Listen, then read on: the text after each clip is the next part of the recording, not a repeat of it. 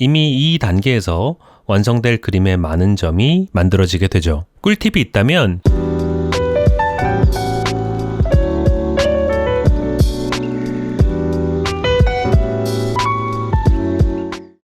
네, 여러분 안녕하세요. 그림 그리는 타이푼입니다. 제가 영상을 만들 때 간혹 그림을 그리는 과정이 함께 담겨 있을 때가 많은데요. 어쩌면 그렇게 그림 그리는 모습을 보며 그 과정을 따라해 보시는 분들이 계실 수도 있겠다는 생각이 들었어요. 그래서 이번 영상에서는 그림 그리는 과정에 대한 설명을 드리려고 합니다. 전체 과정을 알려드리고 난 후에는 따라하기 풀 버전을 같이 올려드릴 예정인데요. 일단 전체 과정을 익히시면서 가볍게 한번 따라해 보시고 상세 따라하기 과정까지 함께 하시고 싶으신 분은 영상 후반부도 함께 해주시면 될 것 같습니다. 바로 시작할게요. 첫 번째로는 스케치 단계입니다.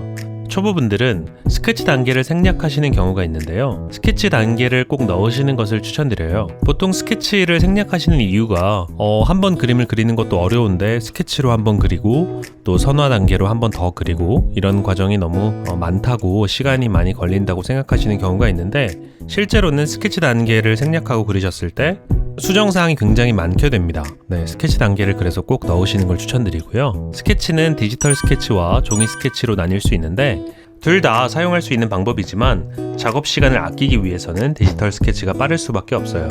스케치 단계는 구도와 비율을 신경 쓰면서 합니다. 가장 중요한 것은 머리 크기를 먼저 잡아주고요. 그 다음에 십자선을 그어서 눈, 코, 입의 방향을 표시해줍니다. 그 다음에 몸 비율을 잡아주는 건데요. 이미 이 단계에서 완성될 그림의 많은 점이 만들어지게 되죠. 꿀팁이 있다면 첫 번째로 뒤집기 기능을 활용하는 겁니다. 뒤집기 기능을 통해 기존에 안 보였던 오류들, 특히 그림이 찌그러져 보이는 부분들을 발견하고 수정해 줍니다. 그리고 비율 같은 게 틀린다면 이런 부분들을 수정해 줍니다. 필요하다면 몇 번씩 계속 반대로 뒤집어 주면서 보이는 부분들을 다듬어 나가셔도 됩니다. 두 번째로는 디지털 보정을 활용하는 건데요. 예를 들면 1번처럼 뒤집기 기능을 활용하셨을 때 보이는 부분들을 매번 다시 그리려고 한다면 시간이 좀 오래 걸리게 되겠죠. 그러니 디지털 보정을 통해서 빠르게 해당 부분들을 수정해 줍니다. 디지털 보정을 활용하는 방법에는 유명한 픽셀 유동화 기능이 있고요. 그 외에도 워프 기능 등 다양한 방법들을 활용할 수 있습니다. 자, 이렇게 수정해 줬다면 스케치가 완성되는 겁니다. 두 번째로는 선화 단계인데요. 스케치가 완성됐으면 이제 선화 단계로 넘어갑니다. 선화는 스케치를 바탕으로 깔끔한 선을 그리는 과정이에요. 선화를 그릴 때 중요한 것은 SD 캐릭터는 귀엽고 둥글둥글한 느낌을 살리는 것이 중요하다는 것입니다. SD 캐릭터란 슈퍼 데포르메의 약자로 이모티콘 그림처럼 과장이 많이 된 그림을 말합니다. 따라서 이런 SD 캐릭터는 귀엽고 둥글둥글한 느낌을 살리는 것이 중요하기 때문에 너무 뻣뻣한 선보다는 부드러운 곡선 위주로 작업하는 것이 좋아요. 선 다듬기 기능도 적당히 활용하시면 좋겠는데요. 선 다듬기 기능은 프로그램별로 명칭이 좀 다른데요. 포토샵, 프로크리에이트, 클립 스튜디오 등 다양한 그래픽 프로그램에 선 다듬기 기능이 다 있습니다. 일종의 손떨림 방지 기능이라고 생각하셔도 됩니다. 이런 기능들을 적당히 활용하셔서 선이 너무 구불구불하지 않게 그려보세요. 이렇게 하면 선화가 완성됩니다. 세 번째로는 채색 단계인데요. 이제 그림에 색을 입히는 단계예요. 채색의 기본 단계는 다음과 같습니다. 첫 번째로 밑색을 까는 단계, 기본이 되는 색을 먼저 채우는 거고요. 그 다음에 두 번째로는 명암을 넣어서 입체감을 살리는 겁니다. 그리고 마지막으로 하이라이트와 디테일을 추가하는 거예요. 채색은 브러쉬로 채색하는 법과 영역을 선택해서 채색하는 법이 있고 영역을 선택하는 방법도 수동과 자동으로 구분이 됩니다. 브러쉬로 채색은 이처럼 수동으로 채색하시면 되고요. 영역 채색의 경우는 자동으로 하고 싶은 경우는 매직봉이나 페인트통, 수동으로 하고 싶은 경우는 올가미 채색을 하시면 됩니다. 이모티콘의 경우는 명암도 잘 넣지 않는 경우가 많고 넣더라도 단순하고 간결하게 표현합니다. 묘사 단계도 물론 생략하지만 하이라이트 정도는 넣는 경우가 많아요. 어떤 색을 써야 할지 색을 어렵게 느끼시는 분들도 많으실 텐데요. 색에 관해서도 따로 강좌를 준비해서 업로드하도록 하겠습니다. 이제 최종 마무리 단계입니다. 전체적으로 그림을 보면서 어색한 부분이 없나 확인해보고 수정할 부분이 있다면 다듬어 줍니다. 꾸준히 연습하신다면 더욱 자연스럽고 퀄리티 높은 그림을 그릴 수 있으실 거예요. 다음은 따라하기 단계입니다. 여러분들이 지금 저와 같은 공간에서 저에게 수업을 듣는 수강생이라고 생각하시고 한 단계씩 따라서 해보시길 바랍니다. 저는 프로그램을 포토샵을 쓸 건데요.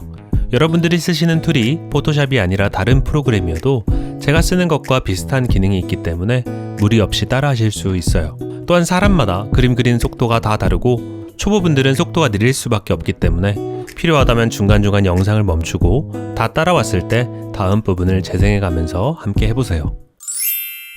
첫 번째는 스케치 단계입니다. 먼저 동그라미를 하나 그려주고요. 십자선도 그어줍니다. 이 십자선은 이제 나중에 완성될 눈의 위치, 그 다음에 가운데 위치, 예를 들면 코가 없이 입만 그릴 수도 있겠고요. 또 코가 있다면 코가 있는 위치가 될 수도 있습니다. 이렇게 십자선을 그려주고요. 그 다음에 몸통의 또 위치를 그려줍니다.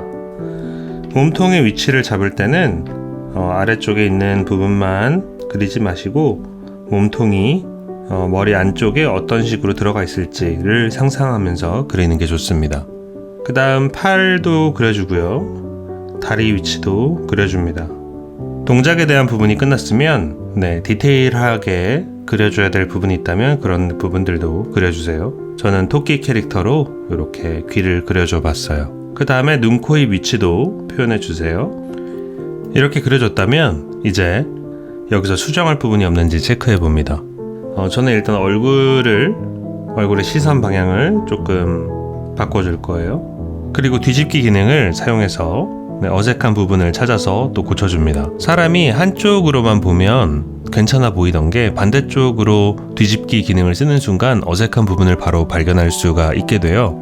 이거는 사람이 좌우대칭으로 정확하게 못 보기 때문에 발생하는 현상인데요. 이 현상을 이용해서 반대쪽으로 뒤집어 줄 때마다 새롭게 틀린 부분이나 어색한 부분을 발견할 수 있게 됩니다. 그래서 그런 부분들을 고쳐주세요.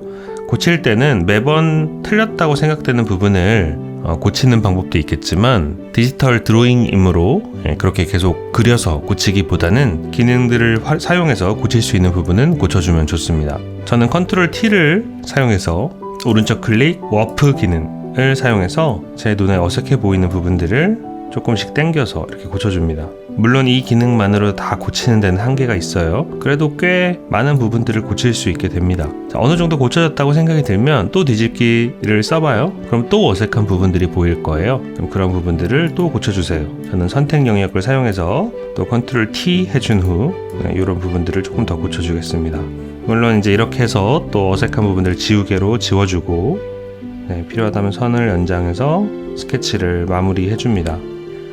스케치 단계에서 많은 수정을 통해서 거의 완성에 가깝게 만들어주는 게 물론 좋습니다. 그렇게 하셔도 되고요.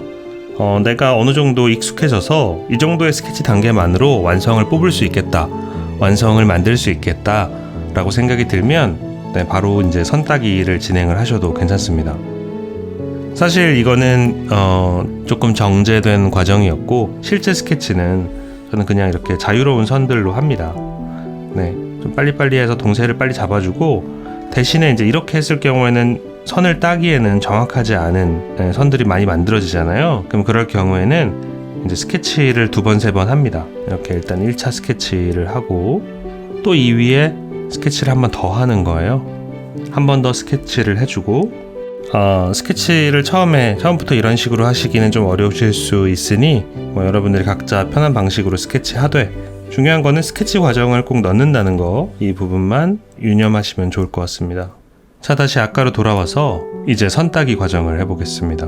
새로운 레이어를 하나 더 올려주고 이제 최종 아웃풋이 될 수 있는 선으로 선을 따주면 되겠습니다. 필요하다면 부분 더 확대하거나 아니면 화면을 돌리면서 선을 따셔도 괜찮아요. 저는 조금 확대해서 선을 따보겠습니다. 선을 따실 때는 선 다듬기 기능 혹은 손떨림 방지 기능이라고 하는 프로그램의 해당 기능을 사용하시면 좋을 것 같아요. 너무 많이 사용하면 좀 인위적이라는 느낌을 줄 수 있는데요. 또 너무 사용을 하지 않아도 선이 좀 떨릴 수 있기 때문에 취향에 맞게 0%에서 100%까지 취향에 맞게 사용하시기 바랍니다. 어떤 부분이 필요하고 어떤 부분이 불필요한지 생각해 보시면서 선을 따 나가시면 됩니다.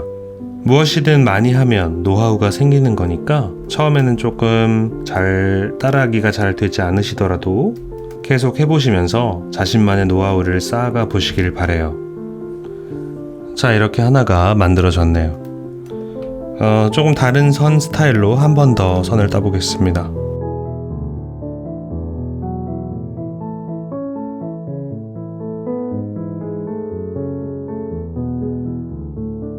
네, 이런 식으로 선 스타일을 좀 달리해서 두 개의 선을 따봤습니다.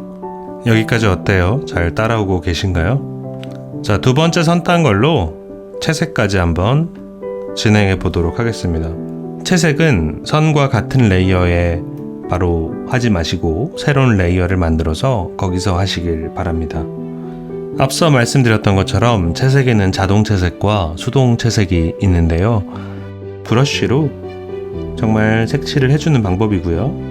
이 방법으로 채색을 하시는 게 좀 번거롭다고 느끼실 수도 있어요. 그런 분들을 위해서 자동 채색 기능도 있습니다. 하지만 자동 채색이 똑똑한 거고 수동 채색이 미련한 거고 이런 식으로 생각하시면 안 됩니다. 수동 채색 방식도 자동 채색과 같이 함께 쓸 수 있는 방법이에요. 채색하는 그 과정을 너무 번거롭다고 생각하지 마시라는 얘기입니다.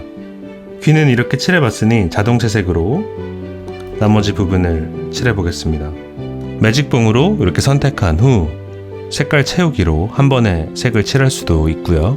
혹은 페인트 통을 활용해서 색을 칠해줄 수도 있습니다. 다만 페인트 통으로 칠할 때는 별도의 다른 레이어로 색을 칠할 경우 기본 옵션으로는 색이 칠해지지 않고요. 옵션을 좀 변경하면 다른 레이어에서도 페인트 통으로 칠할 수 있습니다. 자, 이렇게 색을 칠했다면 이제 이모티콘 같은 경우는 이 단계에서 바로 끝내도 괜찮습니다. 네, 그렇지만 원하시는 분들은 또 그림자나 이런 과정까지 진행할 수 있겠고 하이라이트 정도도 넣어줄 수 있겠죠. 그래서 필요한 작업들을 추가로 더 하셔서 완성해 주시면 됩니다. 네, 여기까지 하면 될 것 같습니다.